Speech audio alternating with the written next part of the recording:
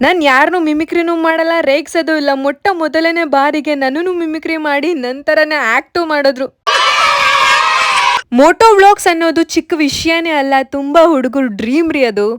ಒಂದ್ ಕಾಲದಲ್ಲಿ ಪಾಂಡ ಹೆಲ್ಮೆಟ್ ಹಾಕೊಂಡು ವಿಡಿಯೋಸ್ನ ಸ್ಟಾರ್ಟ್ ಮಾಡ್ಬೇಕು ಅಂತಿದ್ದಿದ್ ನಾನು ಒಂದ್ ಟೆಡಿ ಹೆಲ್ಮೆಟ್ ಹಾಕೊಂಡಿರೋ ಕ್ರೇಜಿ ಬಾಯ್ನ ನೋಡ್ದೆ.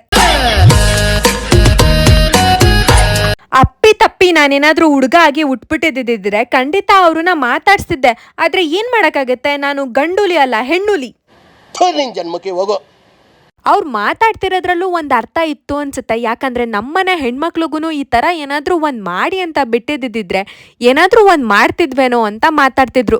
ಆಸೆ ಮತ್ತೆ ಕನ್ಸು ಅನ್ನೋದು ಒಬ್ರು ಮಾಡು ಅಂದಿದ ತಕ್ಷಣ ಮಾಡಕ್ಕಾಗಲ್ಲ. ಅದಕ್ಕೆ ಅಂತಾನೆ ಒಂದು ಒಳ್ಳೆ ಟೈಮು ಬರ್ಬೇಕು, ಗಳಿಗೆನೂ ಬರ್ಬೇಕು. 2018ರಿಂದ ಕಟ್ಟಿದ ಕನ್ಸು 2025ರಲ್ಲಿ ನೆರವೇರಿಲ್ವಾ?